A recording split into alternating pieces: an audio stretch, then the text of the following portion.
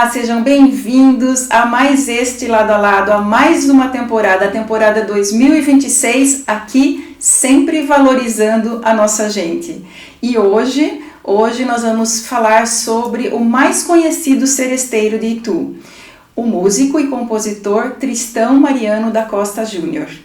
E quem está aqui para nos ajudar a contar essa história é o nosso querido professor e historiador Luiz Roberto de Francisco, presença constante aqui no nosso programa e que sempre trazendo as histórias aqui da nossa região, né, professor? É isso aí, obrigado, Mina, pelo convite e parabéns por prestigiar a gente dessas duas cidades, Itu e Salto. Geralmente os seus programas seus convidados são dessas cidades irmãs, né? E sempre abrir espaço para a cultura musical, que é extremamente importante. Precisamos valorizar, né, professor, Claro. As coisas boas aqui das nossas duas cidades. Então vamos falar do Tristão Júnior, né, para encurtar o nome dele, mais conhecido como Tristão Júnior, que foi um dos maiores compositores de Itu aí do século XX, né, e que era chamado também de nhonhô. Eu achei super curioso esse termo, então eu vou começar puxando por aí. Ele era realmente chamado de nhonhô? Era. O nome Tristão Júnior é o pelo qual ele assina todas as partituras. Nós temos um acervo grande no Museu da Música e existem muitas partituras escritas Tristão, JR e uma data de cópia, de composição, enfim. Mas ele era conhecido como nhonhô. Eu tive contato com várias pessoas que foram alunos, que cantaram com ele, que tocaram, né? Eu fiz várias entrevistas a esse respeito e eu convivia realmente, né? Minhas tias, por exemplo, foram alunas dele na escola e algumas chamavam nhonhô Tristão e outros chamavam seu nhonhô. Seu nhonhô. Seu nhonhô, né?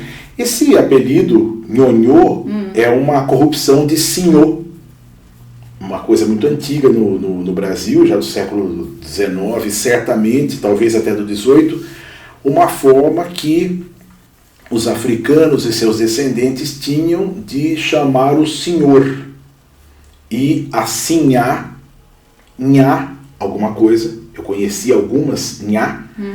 E a irmã do Tristão Júnior tinha apelido de nhanhã, Nhanhã. que foi professora de piano em Itu, Maria Augusta da Costa Bauer, professora de piano. Então era o nhonhô e nhanhã. Ela um pouco mais velha que ele, 7 anos mais velha que ele, e houve um outro Tristão que morreu,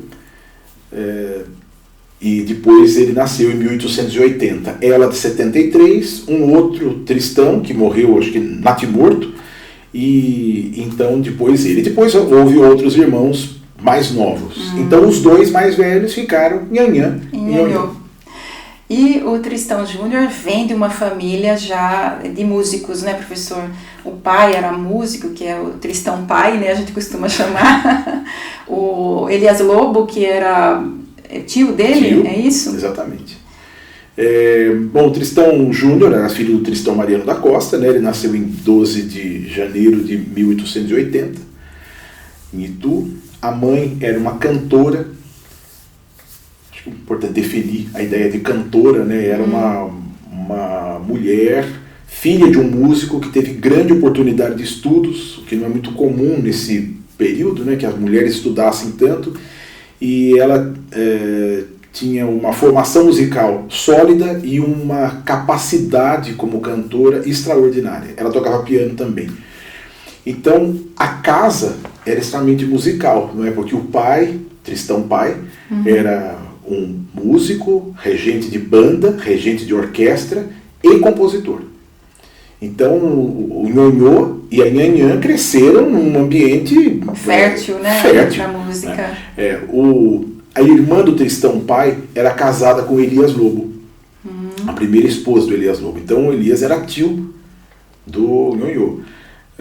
Que morreu em 1901, então ele teve 20 anos, né, de convivência, mesmo o Elias Lobo morando em São Paulo, né, já havia trem em Itu, já havia possibilidade de integração. E havia também um primo dele, chamado José Mariano da Costa Lobo, que era sobrinho tanto do Elias como do Tristão, Houve 2 irmãos casados com 2 irmãs. E que foi o grande compositor nesse período, grande intérprete, né?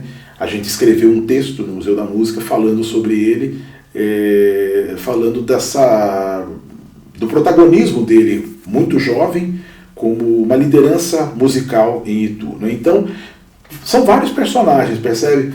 Ligados à música, que vão oferecer ao Nhonhô uma formação extraordinária. Paralelo a isso, nesse tempo existia em Itu um colégio grande, né? Foi o maior colégio no Brasil desse tempo, o Colégio São Luís, e o Nhonhô estudou lá. Então a formação dele também está nesse colégio, seja a formação cultural de maneira geral e a formação musical em particular. E vamos falar então primeiro dele como músico, né? Ele aprendeu violino com o pai e depois na escola também. Genericamente estudou música com o pai, genericamente. A gente vê uma ou outra pequena informação a esse respeito dele, chamado Tristãozinho, quando criança, já tocando alguma coisa com o pai e a irmã. Por exemplo, ele fazendo dueto com a irmã, ela tocando piano. Nhonhô. Exatamente. Em recitais, em saraus, pequenos concertos, né?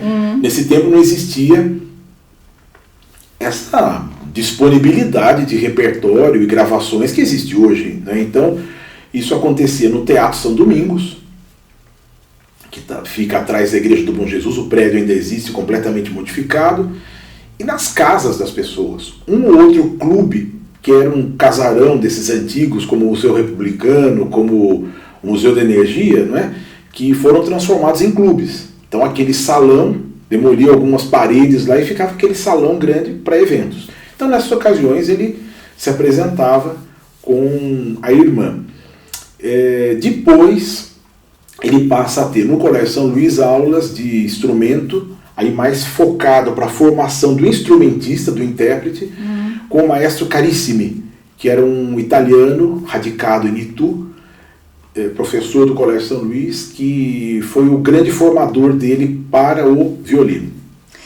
E aí ele vai para estudar em Piracicaba, e volta como assim, se dedicando às serestas, né, às serenatas daquele tempo. Fala um pouquinho dessa época, né, e da importância que tinha essas serestas naquele tempo. Eles se mudaram em 1897 para Piracicaba, um pouco por questões políticas. O Tristão pai era uma liderança política, o republicano histórico, né, um dos fundadores do Clube Republicano de Itu, e um encrenqueiro na política. Ele era um republicano, mas que não tinha as ideias liberais, por exemplo, que eram comuns aos maçons daquele tempo, né? Uma maçonaria mais pura, né, com ideais da Revolução Francesa, etc. Não, ele era um republicano que valorizava muito um ideário conservador em Itu. São contradições desse tempo. Tá. E nesse contexto ele acabou fazendo uma série de concertos em Piracicaba que vão atraí-lo para lá. O Tristão pai vivia da educação. Ele era professor de uma escola, o Externato Tristão Mariano. Ele transferiu a escola para lá e a formação dos filhos então passa a ser também em Piracicaba. Piracicaba era uma cidade mais nova que em Itu, mas era mais pujante.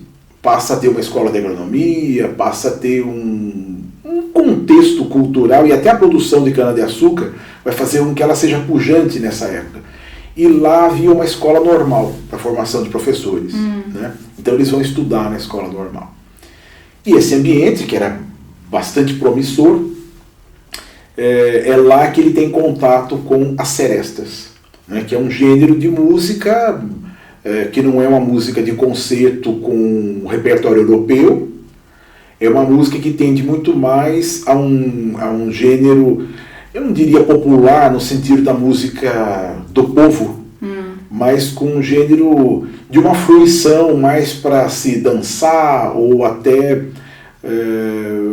música até contemplativa, não para se dançar completamente, mas que havia uma absorção, né, maior do público que servia para as serestas, né? Então ele toma esse ambiente do ambiente piracicabano, essa prática.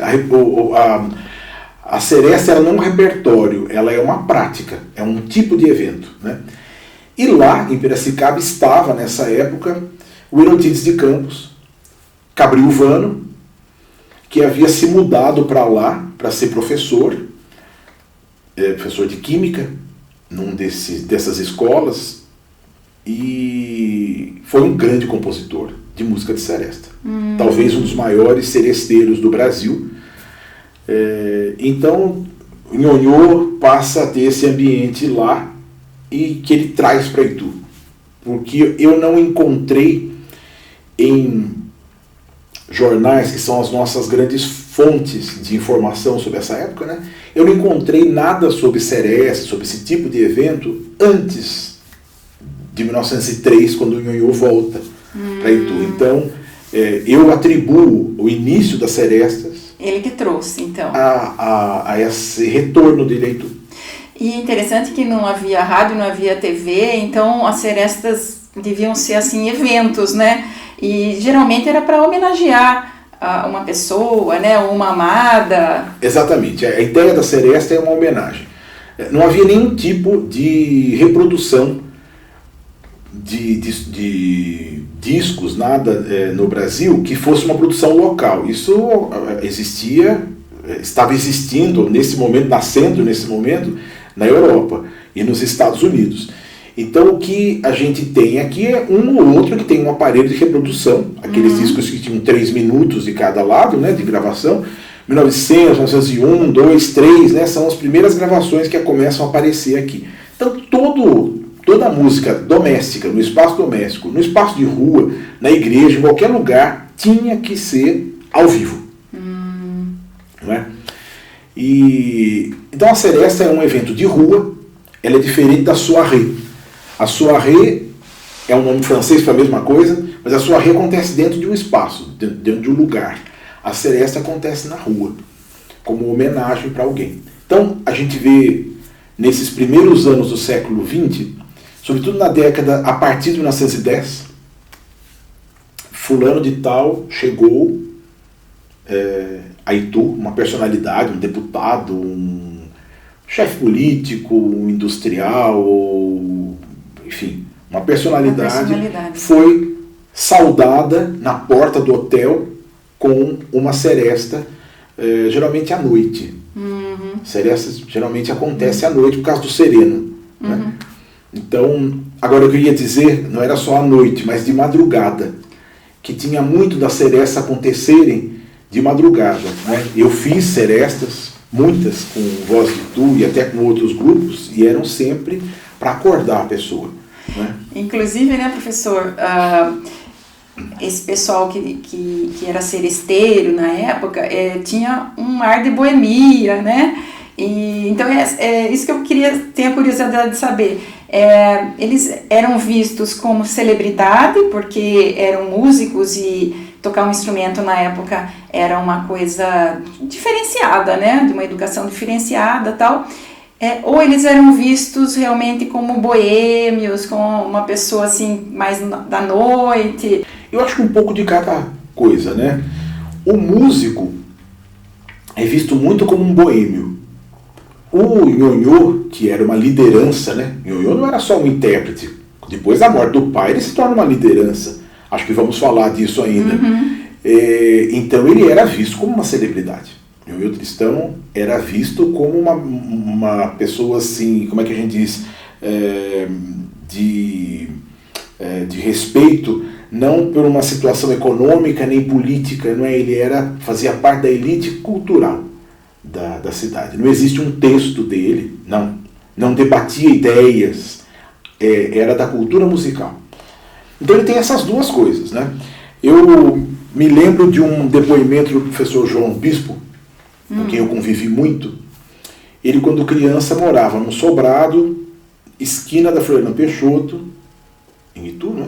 Itu. Com o Becão. Aquela rua que não tem trânsito de automóveis, né? Sim. E ao lado, onde hoje está a Telefônica, havia uma casa antiga, um casarão, que, por ser grande, foi hotel, o Hotel Central. Então ali se hospedavam pessoas, até Dom Pedro II se hospedou nessa casa. E o seu João se lembrava, né, de quando criança, ouvir o grupo de Seresta de Nhonhô tocar, que era debaixo da janela da casa dele, mas para alguém que estava hospedado no Hotel Central. Né? Então a gente fica com a Seresta como uma homenagem para uma namorada, para uma paquera, para esposa, bodas. Né? Eu toquei muito, cantei com voz de tu em homenagens assim, até contratado pela pessoa. Olha, eu queria prestar uma homenagem para minha esposa, né? Vem o grupo aqui, a gente cantar na porta da casa da pessoa. Mas também homenagem a pessoas, não nesse contexto de romance, né? Mas para um amigo, realmente. Ele fez muito isso. Ele inaugurou isso em Itu e deixou um legado. E quais instrumentos eram levados ali naquela oportunidade da Seresta? Bom, há vários tipos de formação, né? Precisa ter um instrumento harmônico, então um acordeon ou um violão. Ele teria um acordeon, talvez, e depois outros instrumentos que dessem sustentação. Por exemplo, tinha que ter um contrabaixo. E ele tinha, realmente, o Guilherminho era o contrabaixo do grupo, né? Muito tempo depois, quando foi criado o grupo dos Seresteiros do Passado, meu avô tocava nesse grupo, né? Meu avô tocava violoncelo. Então o violoncelo e o contrabaixo eram os instrumentos de base. E depois havia outros. O Nhonhô era o solista. Então ele tocava a melodia das músicas no violino, um instrumento mais agudo. Mas tinha também flauta. Então essa formação pode variar. Clarinete, e cada um deles vai fazer uma voz. Então ele escrevia para essas vozes todas, distribuía partituras para esses colegas, né, e dava esse conjunto harmonioso. Ele era bom arranjador também. E professor, como era a relação do Tristão Júnior, Tristão filho, com o Tristão pai? Ele encarava de boas, o pai, né, encarava de boas o fato do filho ser tipo boêmio? A gente costuma falar boêmio, né, entre aspas, porque sempre teve uma conotação meio ruim a palavra boêmio, né? Eu acredito que o Nhonhô tenha dado um pouco de trabalho para a família, né, porque essa boemia sempre está agregada ao alcoolismo, digamos, a reunião noturna com amigos, não é? Me lembro de Mansueto Santoro, que era contemporâneo de João Bispo, ambos foram alunos do Nhonhô. Ele dizia que certa vez o Nhonhô esteve no Bar do Alemão, que ainda não era um bar, era a padaria, e o antigo proprietário, bisavô dos atuais proprietários, né, chamado Max Steiner, o alemão, ele fez no fundo da padaria um pequeno restaurante. Então os homens daquele tempo se reuniam ali como um lugar realmente de encontro para conversar, desfrutar dos pratos que ele fazia, e o especial naquele tempo era o bife a cavalo. Bife a cavalo. Bife a cavalo. E de uma vez, numa ocasião dessas, o Nhonhô percebeu que ele não tinha como pagar o jantar. Então ficou aquela situação um pouco constrangedora, e ele então escreveu uma valsa em homenagem ao Max Steiner, ali na mesa do bar. Foi a forma de pagar aquele jantar, né? E se a gente pensar em patrimônio cultural, não é? Isso não tem preço. Não é uma composição como essa, a criação, né? Basta essa narrativa para a gente pensar nisso, né? Então o Nhonhô sempre foi um boêmio. E talvez nesses primeiros tempos isso incomodasse um pouco, porque o Tristão Mariano era um homem muito rigoroso. O pai, eu estou falando, né? E o Nhonhô era o primeiro violino da orquestra.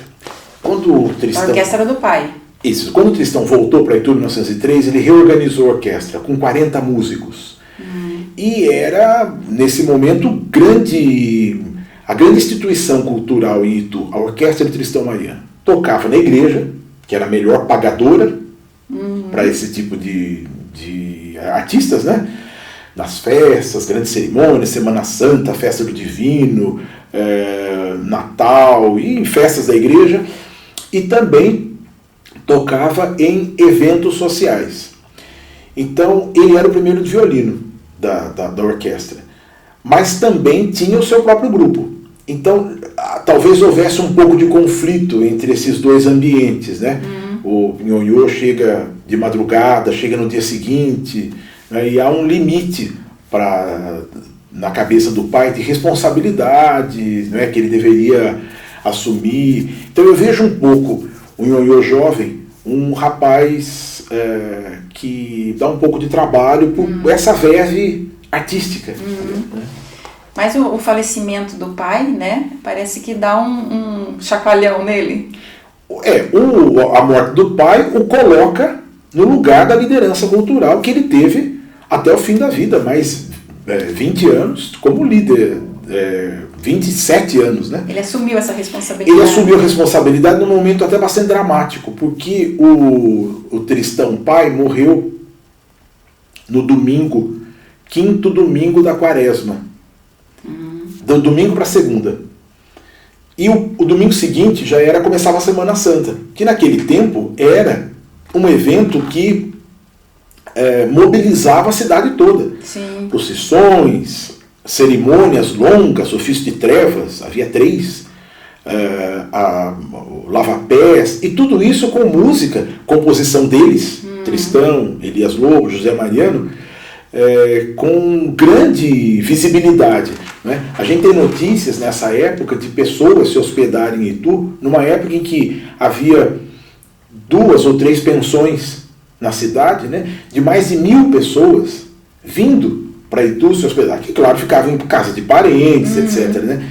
Então ele assumiu a direção da orquestra, né? No olho do furacão. No olho do furacão. E isso mostra também a liderança dele. Em algum momento parece que ele regia a orquestra tocando violino também. Fazendo as duas coisas. As duas coisas. Olha só. Que é uma coisa que é possível, né? Que também eu toco, rejo o coro tocando harmônio também, né? É alguma coisa que acontece. Mas ele, naturalmente, dirigindo aquele grupo grande, né? 40 músicos, outros tantos cantores. Então ele passou a ser a liderança a partir de 1908, com a morte do pai. E professor, vamos falar um pouquinho dele como compositor, né? Que a gente falou no começo do programa que foi um dos maiores compositores de Itu do século XX. Quantas composições do Tristão Júnior a gente tem registro? Ele tem poucas composições que não são do gênero de seresta, poucas. 2 ou 3 peças sacras que são modestas. Talvez ele tenha composto pela necessidade de ter algum repertório naquele momento, porque ele tocava muito o repertório dos seus parentes. E depois a igreja impôs um repertório europeu que ele teve que assumir. Tá. As composições dele basicamente são de seresta. Então, valsas, muitas, Scotches, que é uma dança escocesa, ou shot, que vai virar o shot, uma parte do shot do Nordeste, né? O tango brasileiro e um outro gênero que me fugiu, já falo. Então, esses gêneros que o Tristão Júnior compôs, a gente poderia reunir talvez em torno de 30, 35 composições. Eu não sei dizer o número preciso, né? Todas as composições que existem, partitura, a gente tem no Museu da Música. Ah, estão todas lá. E parece que tem só uma que tinha texto, né? Somente a Ausência Cruel. Muitas dessas têm a ver com essa coisa meio romântica, assim, né? Misteriosa, divagando. Dedicada a pretendentes dele? Talvez, mulheres. Parece que ele, quando jovem, foi bastante namorador, assim. Tristão Júnior era muito tímido. Era muito tímido. Raramente ele demonstrava algum tipo de... em público, não é? Algum tipo de brincadeira, qualquer coisa assim, né? Uma das alunas dele faleceu com 101 anos, com a memória extraordinária, Dona Ruth de Arruda Castro, que foi regente do coro, inclusive do Voz de Tu. Eu tive muita amizade com ela. Fiz uma entrevista com ela, Mina, não com a qualidade que você faz aqui. Imagina, muito melhor. Imagina. Buscando da memória dela, né? Quando ela ia completar 100 anos. Conversamos 1 hora, né? Pra você ver como ela estava bem. E ela disse que um dia ela era menina, tinha 12, 13 anos, né? E ele diz para ela a música que iam cantar. Ele chegou perto dela e falou assim: Adoro-te. Olha. Isso é uma música da igreja, Adoro-te devote. É um texto latim, né? Mas ele fez essa brincadeira com ela. Ela disse, foi raro aquilo, porque ele era um homem muito discreto, falava pouco, cumprimentava as pessoas, dizia uma ou outra coisa e mais assim, ensaiava a gente, cantava com a gente, tocava e tal. Mas isso para ela, esse Adoro-te. Ela disse que ficou constrangida, naquele momento não sabia, depois que ela percebeu, né, que era uma brincadeira dele com aquele título. Mas parece que ele tinha sedutor. Essa juventude que foi bem vivida. Porque sedutor no sentido de que um compositor escrevia músicas e as mulheres jovens, sei lá como, né, ficavam envolvidas, inebriadas, né, com esse aspecto. Então, as músicas devem ter sido em torno de 30 e poucas composições. E aqui nesse almanaque, né, que foi escrito pela saudosa professora Maria de Lourdes Scioli, ela narra no começo do almanaque uma seresta que ele vai fazer para uma garota, né, na época, chamada Terezinha, inclusive depois tem uma composição chamada Terezinha, e que dá a impressão aqui na leitura que foi o grande amor da vida dele. Porque depois, inclusive, ele se casa com uma outra pessoa muito mais tarde, né? A gente tem informação de por que esse amor não deu certo? Terezinha era uma jovem que morava em Piracicaba. Então, quando ele saiu de Piracicaba, ele se separou dela obrigatoriamente, porque ele precisava voltar para Itu. Ele só existia enquanto músico à sombra do pai, nessa época. Ainda nós estamos falando de 1903, 4, 5. Depois ele se torna o líder. Então ele volta com a família para Itu, tinha 23 anos, e deixa essa paixão em Piracicaba. Assim eu ouvi de várias pessoas que o conheceram. Então a primeira obra, a primeira composição dele, chamada Terezinha, foi dedicada a essa moça. Maria de Lourdes Scioli tinha verdadeira adoração por essa valsa, Terezinha.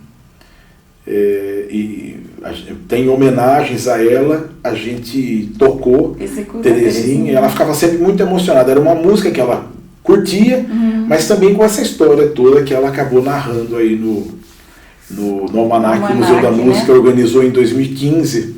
Né? Esse aqui é o Tristão Júnior, né? A caricatura. Caricatura feita pelo Peri Blackman, né?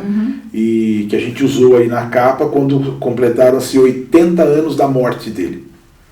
E professor, lendo aqui o almanaque, a gente também percebe que os ensaios do grupo dele, de Seresta, eram concorridos, né? E a casa era uma casa que vivia cheia para os eventos, né? Onde ficava a casa do Tristão Júnior? Tristão Júnior, ele morava com os pais, né? Quando o pai morreu, ele continuou morando com a mãe e os irmãos menores. Essa casa ficava na Floriano Peixoto, Rua do Comércio, em Itu, esquina com a Barão do Rio Branco. Hoje tem um açougue nesse lugar, né? A rua foi alargada, ela não era tão larga assim, então comeu um pedaço da casa, né? E essa casa era voltada para Barão do Rio Branco. E o Tristão pai tinha a escola dele na sala da frente. Então esse era o ensaio que o lugar, quero dizer, que parte era dedicado às aulas, parte era dedicado aos ensaios. Na hora que não tinha aula, por exemplo, numa noite, os ensaios aconteciam, já no tempo do pai. E aí os ensaios do grupo, do Nhonhô, seja a orquestra que ia tocar na igreja, em eventos ou para seressas, aconteciam nesse local. Cobravam um ingresso. Cobrava ingresso? Para assistir os ensaios. Por quê? Porque é como se você fosse assistir hoje um cinema, uma peça de teatro, um concerto, né? Ele explicava um pouco do que estava sendo feito, é um entretenimento. Sim. As pessoas saíam de casa para também assistir os ensaios como forma de entretenimento. Essa narrativa é da filha do Tristão Júnior. Nhonhô, do Tristão Júnior, Dona Maria José Cachucha. Ela fez uma série de relatos e me mandou há uns 15 anos, imagino, e nós temos isso em arquivo. O filho dela, Ayrton Xavier, foi gravando a mãe, e depois ela fez também alguns relatos em cartas, assim, que mandavam um papel bonito. Aquele tempo as pessoas faziam um papel de carta, né? E ela me mandou alguma correspondência relatando os ensaios na casa do Nhonhô. Ela era criança e assistia esses ensaios do pai. Ele vivia com dificuldades, como qualquer músico que vai viver da sua arte. Financeiras. Dificuldade financeira. Né? Então, ele dava aulas, ele trabalhou na prefeitura, né? Então esses ensaios serviam para ajudar na manutenção da casa. Né? Eram, depois da morte da mãe, ficaram nessa casa ele, com a dona Esther, né, a esposa. Ele se casou em 1928, quer dizer, já com 28 anos, 38 anos. 38 anos. E faleceu novo também, né? Faleceu, 28 não, desculpe, 1918. Ele faleceu em 18. Não, ele se casou em 18 com 28, olha a confusão. Com 38 anos. Tá. E faleceu em 35, com 55 anos. Né? E eu vi que ele faleceu, fala que foi de uma rebelde moléstia. Teria sido em decorrência do álcool? Possivelmente. Os relatos dizem que ele já tinha dificuldade de locomoção no fim da vida, precisava o automóvel vir buscá-lo para levá-lo em algum lugar. Né? Quando o pai dele morreu, com 62 anos, né, diziam, né,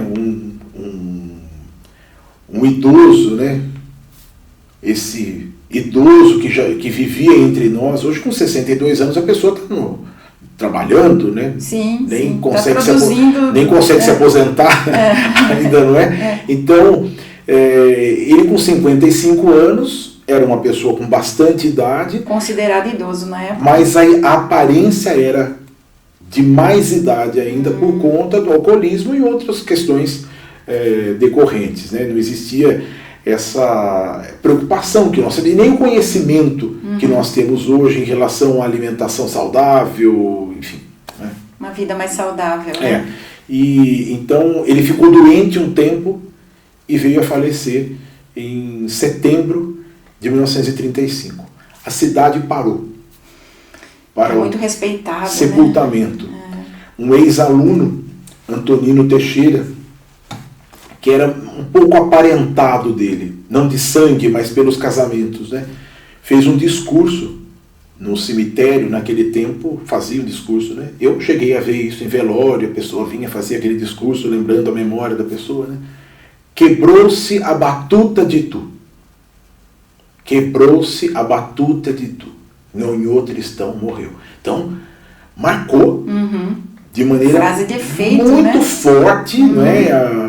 E de fato, com a morte dele, há uma grande decadência do ambiente musical. Há outras lideranças, não é, que assumem. O professor Luizito, por exemplo, que era sobrinho dele, foi aluno dele, manteve o violino dele como instrumento, né? Foi professor, regente de orquestra, tanto tempo, mas não com essa liderança que o Nhonhô tinha, porque também eram outros tempos, né? Uma mudança muito grande de repertório, gravações, etc. Há 40 anos, o deputado Arquimedes Lamolha, ele propôs na Assembleia Legislativa uma lei que criando a Semana Tristão Júnior, né, que seria aqui comemorada de 12 a 18 de janeiro, né, em Itu. E você participou da organização da primeira Semana Tristão Júnior, né, que foi em 1990. Eu acho que o grande responsável por isso foi o professor João Bispo, que tinha uma grande amizade com Lamolha. Lamolha foi aluno do Regente Feijó, num outro tempo, mas a memória do Tristão Júnior ficou muito presente. Eu acho que nenhum músico em Itu teve a memória tão preservada como do Nhonhô Tristão. O Elias Lobo, é verdade, tem um nome nacional. O Elias Lobo é nome de rua, nos Jardins, em São Paulo. É uma rua importante, de um lugar valorizado, né? Em Campinas, em Itu, aqui em Salto, Itatiba. Ele é patrono de uma cadeira na Academia Brasileira de Música. Pode ser que quem está nos ouvindo disse assim, bom, que importância tem a Academia Brasileira de Música? Eu nunca ouvi falar. Mas para o ambiente musical ela tem uma importância muito grande, porque os maiores músicos brasileiros fazem parte da Academia Brasileira de Música. Ele é patrono da cadeira 14. O Elias Lobo. O Elias Lobo. A Eudóxia de Barros é que ocupa. Mas o Nhonhô, a memória dele ficou completa, porque o Elias Lobo é um nome. Antes do trabalho do Coral Vozes de Itu, quase ninguém sabia o que era a composição do Elias Lobo. Quase ninguém sabia. É um nome, o grande compositor. Eu ouvia muito isso quando eu era criança. Tá, mas essa composição é bonita? Não sei, eu nunca ouvi. Nunca ouvi. Mas o Nhonhô, essa música se preservou. Porque houve o grupo dos Seresteiros do passado, né? Houve o próprio professor Luizito. Né? Nhonhô é o compositor do hino do Regente Feijó. Todo mundo que estudou no Regente Feijó cantava o hino, composição dele. Então, isso ficou forte na memória dos ex-alunos, né? Refugindo do céu cor de anil. Então, o João Bispo, que foi aluno do Nhonhô Tristão, é que abriu com o Lamolha esse espaço para oficializar uma semana comemorativa. Que há muitos assim, discursos que as pessoas faziam no programa de rádio, eventos públicos, até no museu tem vários documentos desses preservados lá. Mas aí passa a ter um ambiente para preservar a memória dele. Né? Então, em 1990, a pedido da Maria de Lourdes Figueiredo Scioli, que era secretária de Cultura, foi a primeira vez que houve uma Secretaria de Cultura em Itu. 89. Então, no final de 1989, ela me procurou, né? Eu tinha 19 anos, e dizendo, olha, nós queríamos fazer a memória do Nhonhô Tristão, né? E quando eu falo, todo mundo diz do seu nome. Eu tinha algumas coisas dele realmente, né? Mas fui atrás dessas pessoas que poderiam me ajudar a criar essa semana, né? Ela já tinha feito contato com a Célia Trettel para a criação de um grupo que pudesse tocar. Então o quarteto ficou. Né? Naquele primeiro momento não era um quarteto, era um quinteto. Era um conjunto de seresta, chamava. Conjunto de seresta Tristão Júnior. Inclusive tinha 2 músicos de Salto, né, daqui de Salto, o Estopa. E o Gilmar de Campos, que está lá desde o começo. O que a Célia não tinha eram as músicas do Nhonhô Tristão. E nós é que tínhamos em casa isso, porque meu avô foi dos Seresteiros do passado e meu avô era copista de partituras. Então, nós juntamos tudo isso. Olha que confluência, para que as coisas pudessem acontecer. Então houve encontro, exposição, palestra, memória desses antigos ex-alunos, né, pessoas que o conheceram, e a seresta. Numa noite bonita de janeiro, uma noite em que algumas pessoas que eram referência para a história do Tristão Júnior foram homenageadas, entre elas o próprio João Bispo. Me lembro do Dr. Maffei, que era um advogado antigo de Itu, o mais velho de todos esses, que conheceu, escreveu um texto lamentando a morte do Tristão Júnior em 1935, que nos acompanhou o tempo todo. Era uma pessoa muito próxima da gente, né? E então, aqueles primeiros anos, houve a Semana Tristão Júnior em toda, com esse aspecto vibrante ainda de seresta e memória, publicações, exposições, né? E infelizmente isso se arrefeceu, né? Hoje a Semana Tristão Júnior não é lembrado, os últimos governos em Itu não têm celebrado. Não respeitaram essa lei, né? Não tem, sinto que até é uma lei estadual, né? E nós no Museu da Música andamos fazendo algumas coisas lá. É um período ingrato porque é um período de férias, não só férias escolares, mas as pessoas estão de férias, porque é o verão, etc, né? Então o melhor seria que essa semana tivesse em setembro, por exemplo, que é a época de aulas, que é a época da morte dele, né? Em janeiro é a época do nascimento e setembro é a época da morte dele. Então poderia até se pensar numa mudança disso, mas ele já foi bastante lembrado com esses eventos. E professor, o Museu da Música guarda, né?